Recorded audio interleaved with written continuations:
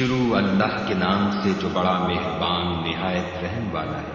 حامیم، اس کتاب روشن کی قسم کہ ہم نے اس کو مبارک رات میں نازل فرمایا، ہم تو رستہ دکھانے والے ہیں۔ اسی رات میں تمام حکمت کے کام فیصل کیے جاتے ہیں، یعنی ہمارے ہاں سے حکم ہو کر بے شک ہم ہی پیغمبر کو بھیجتے ہیں۔ یہ تمہارے پروردگار کی رحمت ہے، وہ تو سننے والا جاننے والا ہے۔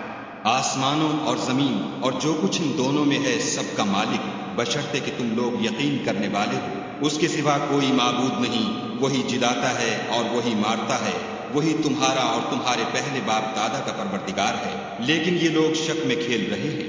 تو اس دن کا انتظار کرو کہ آسمان سے سری دھواں نکلے گا جو لوگوں پر چھا جائے گا، یہ درد دینے والا عذاب ہے۔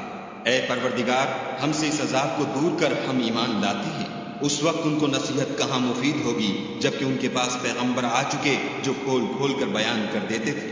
پھر انہوں نے ان سے منہ پھیر لیا اور کہنے لگے یہ تو پڑھایا ہوا اور دیوانہ ہے۔ ہم تو تھوڑے دنوں عذاب ٹال دیتے ہیں مگر تم پھر کفر کرنے لگتے ہو۔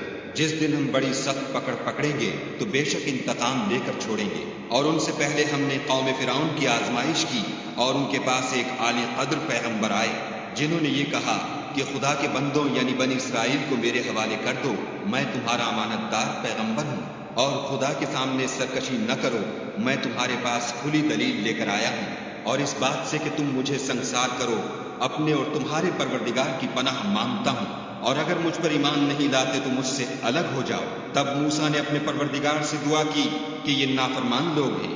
خدا نے فرمایا کہ میرے بندوں کو راتوں رات لے کر چلے جاؤ، اور فرعونی ضرور تمہارا تعاقب کریں گے، اور دریا سے کہ خشک ہو رہا ہوگا پار ہو جاؤ، تمہارے بعد ان کا تمام لشکر ڈبو دیا جائے گا۔ وہ لوگ بہت سے باغ اور چشمے چھوڑ گئے، اور کھیتیاں اور نفیس مکان اور آرام کی چیزیں جن میں عیش کیا کرتے تھے۔ اسی طرح ہوا اور ہم نے دوسرے لوگوں کو ان کا مالک بنا دیا۔ پھر ان پر نہ تو آسمان اور زمین کو رونا آیا اور نہ ان کو مہلت ہی دی گئی، اور ہم نے بنی اسرائیل کو ذلت کے عذاب سے نجات دی، یعنی فرعون سے، بے شک وہ سرکش اور حد سے نکلا ہوا تھا۔ اور ہم نے بنی اسرائیل کو اہل عالم سے دانستہ منتخب کیا تھا، اور ان کو ایسی نشانیاں دی تھیں جن میں صریح آزمائش تھی۔ یہ لوگ یہ کہتے ہیں کہ ہمیں صرف پہلی دفعہ یعنی ایک بار مرنا ہے اور پھر اٹھنا نہیں، بس اگر تم سچے ہو تو ہمارے باپ دادا کو زندہ کر لاؤ، بھلا یہ اچھے ہیں یا تبا کی قوم؟ اور وہ لوگ جو تم سے پہلے ہو چکے ہیں ہم نے ان سب کو ہلاک کر دیا، بے شک وہ گناہ گار تھے۔ اور ہم نے آسمانوں اور زمین کو اور جو کچھ ان میں ہے ان کو کھیلتے ہوئے نہیں بنایا، ان کو ہم نے تدبیر سے پیدا کیا ہے، لیکن اکثر لوگ نہیں جانتے۔ کچھ شک نہیں کہ فیصلے کا دن ان سب کے اٹھنے کا وقت ہے، جس دن کوئی دوست کسی دوست کے کچھ کام نہ آئے گا اور نہ ان کو مدد ملے گی، مگر جس پر خدا مہربانی کرے وہ تو غالب اور مہربان ہے۔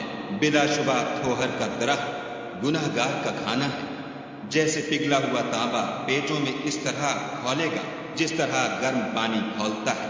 حکم دیا جائے گا کہ اس کو پکڑ لو اور کھینچتے ہوئے دوزخ کے بیچوں بیچ لے جاؤ، پھر اس کے سر پر کھولتا ہوا پانی انڈیل دو کہ عذاب پر عذاب ہو، اب مزہ چکھ، تو بڑی عزت والا اور سردار ہے۔